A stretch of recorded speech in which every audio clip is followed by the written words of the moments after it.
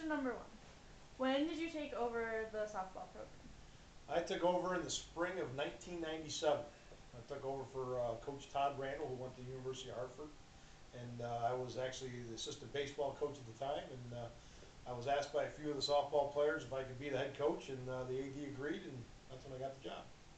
And what made you interested in going from baseball to softball? Because you had like a long history in baseball, and they're similar sports, but still quite different. So what made you interested in that? Well, you want the totally truth? You want Yeah. the total honesty? Yeah. A full-time paycheck.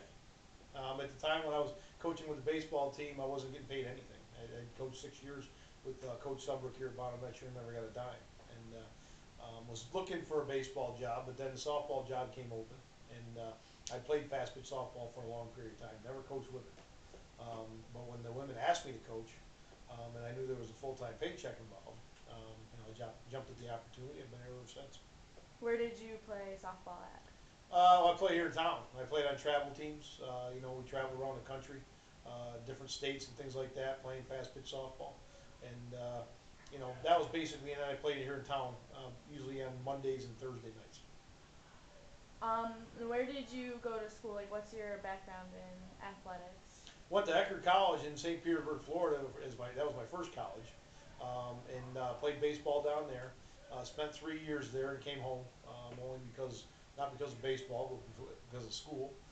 Finished up school at St. Bonaventure and played 1 year here as a baseball player. At the same time, I was, like I said, in the summertime, I was playing baseball. I was playing fast pitch softball. I was playing slow pitch softball, so I was playing every day of the week. So No, moving forward now into like your coaching, what do you look for when you recruit student athletes? I look for a student athlete. I obviously, when you talk about bringing kids to St. Bonaventure, I want somebody who's intelligent first. I think it plays a better role in their softball skills as well. The more, the smarter they are, the easier it is to teach people usually. We look for a student athlete who's strong academically and strong athletically. Um, definitely there's a certain type of individual that wants to come to St. Bonaventure, and we're always looking for that type of individual. And where do you usually recruit most of your players from? Well, I mean, out of necessity, and is usually New York, Pennsylvania, Ohio, New Jersey, that area, basically the Northeast, and we do that because of the scholarship money that we have. Okay. What are some of your top moments as a coach? Well, to be honest with you, my top moments are every day I come to work. I've never woken up in the morning and said, you know what, I don't want to go to work today. Because to me, it's not work; it's something that I love to do. If you want to narrow some things down, obviously we had some pretty good runs in the Atlantic 10 championships here a couple years back. Beat some very good schools. But like I said before, I think it's every single day that I get to come to work. That's the best time that I can have. When's the first time you ever made the A10 championship? I looked 2005. We made it 2005 was the first time. We came close a couple other times, but that was the first year. We had a pretty good run, and hopefully we're going to be getting back on track here pretty quick. And what was it like the first time the school ever went? Like, how did that feel for you? It was exciting. It was something that I've been waiting for, and I knew that was going to happen. I think probably the people around me were a lot more excited than I was at the time. At the time, I'm just coaching for that goal. That's the whole thing. So I'm not really thinking about the history of it. It really comes down to it was more exciting actually when it was all said and done. We played that last game, and we did get knocked out, but we played extremely well when we were there. It's taken some other schools maybe 2 or 3 appearances before they even win their first game. We did that when we first got there, so it was good to see. What are some of the best players that you've had? You talk a lot about Grandma Bricker and Joel, but who are some of the people that really stick out to you? Well, I think overall, if you talk about some of the best players ever coached here at Bonds, one of them is Jen Bovee. Actually, Jen's going to be going into the St. Bonaventure Hall of Fame here pretty soon. So she's going to be inducted this summer. So she's obviously very good. And then Kim Dotson probably was the best all-around player I ever had, whether it be academics and athletics. She was an academic All-American twice.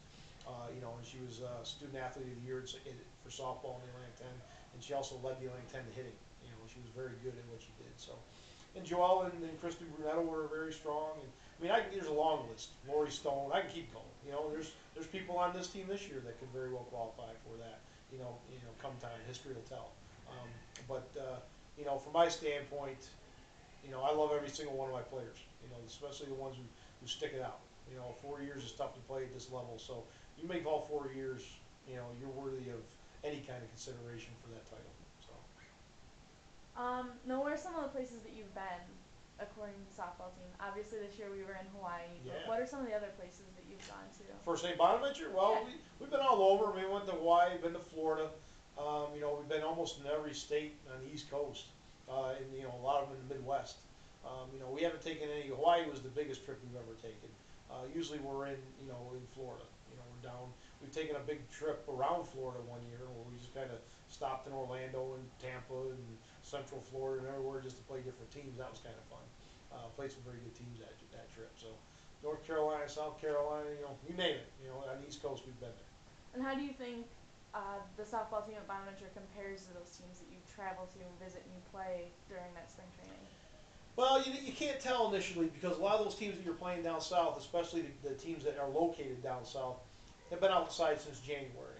So we're getting outside for the first time. So I'd like to be able to compare them at the end of the year. I'd like to play them again. Toward the end of each season to see exactly how much better we got during the year. But for the most part, we've competed. We've competed. We've taken some hard shots too. But we won a Virginia Tech tournament. Back in the day, we played some very good teams then. Virginia Tech was good then. We won their tournament. We won a Hampton University tournament. We beat some Seton Hall team that was very strong.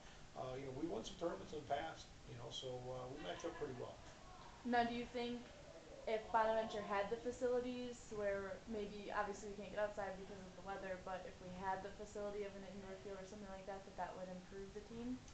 Yeah, I think it would help. I don't know. I think it would improve obviously the initial shock of being on the field for the first time. Butler Gym just doesn't cut it. Especially for your first ground balls of the year. So a bigger indoor facility would obviously help.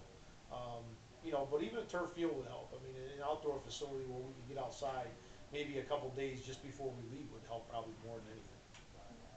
Now, talk a little bit about Hawaii. What made the trip so exciting, and why did you decide that this would be the year that we did go there? Well, Hawaii was on my mind for a long time. I actually had a trip planned way back in the day, and I don't like to bring up history, but we had a little bit of basketball scandal here now, a few years back, and we were going to go that year, and we were unable to go because of that. They said, it probably wouldn't look good if we took a trip then.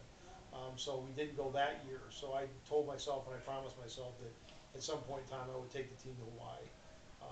And this team was the team that was able to go, and I thought this team would probably be the best suited to go.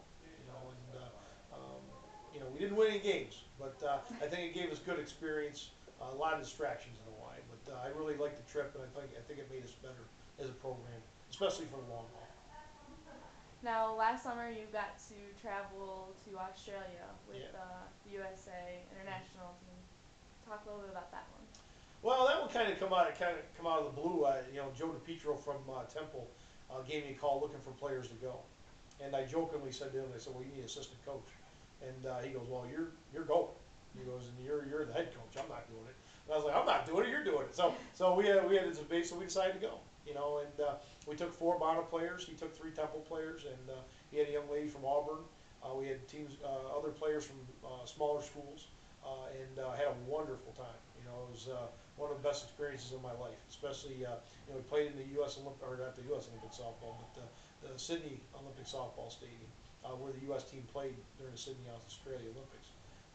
We were able to tour a lot of the country, especially on the east coast of Australia. So, and I think the 4 ladies that went, I think it made them better.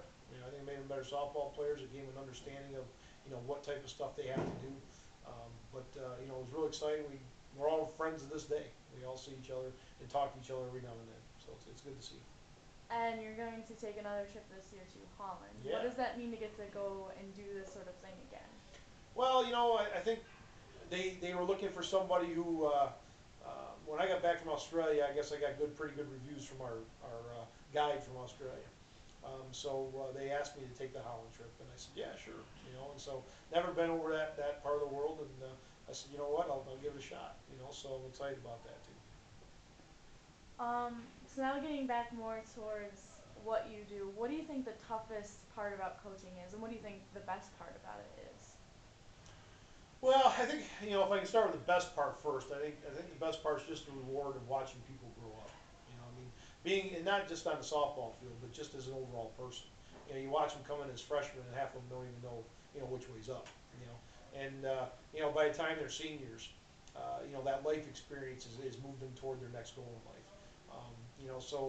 I hear back. I got a call yesterday from Kristen Brunetto, just asking me how I was doing. A couple questions about softball. She's coaching up in Rochester area. Anna Negro called me yesterday, or actually this morning. I was talking to her. She's at Mount St. Mary's, the head coach there. And I get contacted by a lot of people. A lot of players that were formerly here. So I think that's the best part. The best part is making those friendships for life. With whoever. Whether it be the kids or whether it be the kids' parents. I have a lot of friends. A lot of parents are friends now.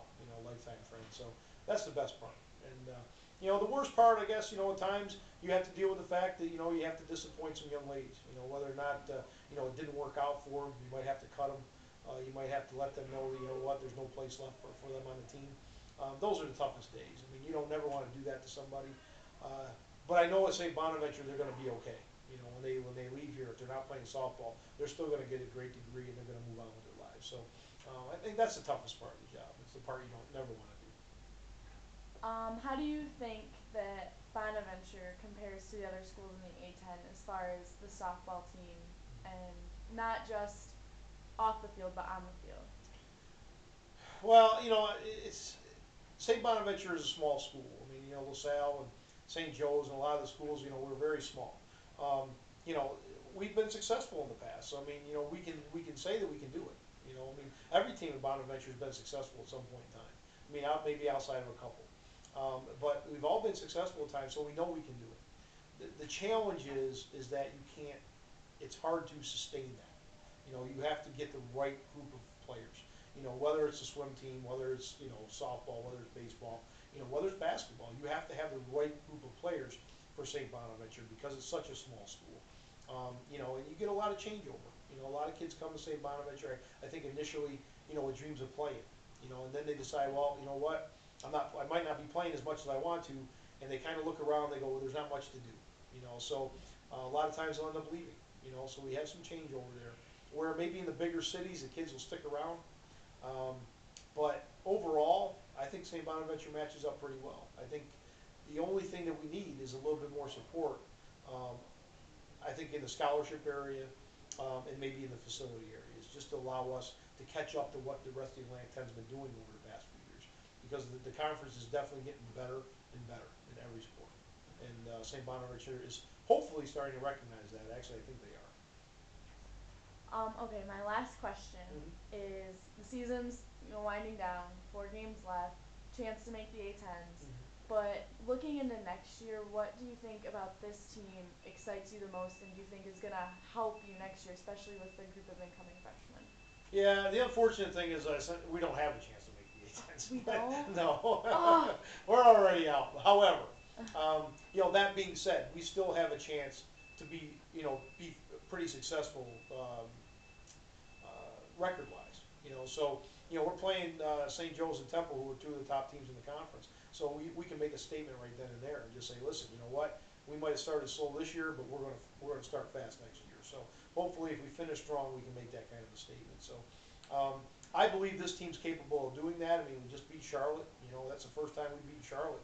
Since maybe the first year they got in the conference, and we beat them in Atlantic 10 championships in 4-1 games. Um, so that was nice. And we had some other close games against Fordham. 1-0 loss. Obviously, you know very much about against UMass. And we had to look back on it and say, you know what, 1, 2, 3, 4, 5 runs difference, and we're in the championships. So there's a lot to be excited about. Especially if the players are excited about it. So the next couple of days are going to go a long way. With the incoming freshmen that we have, we brought in a couple different types of players. Some speed is going to help, and just every time you get that fresh attitude coming in, a lot of times it helps. But I'm excited about the group that's coming back next year. I was excited about this year. You know, it's just weather-wise and, you know, and just a slow start, you know, it got us. And you know, like I said before, you can't do that. I mean, you have to beat your best every single day. Anything else for them? No, I think that's it. Just hope everything goes well. Cool, thanks.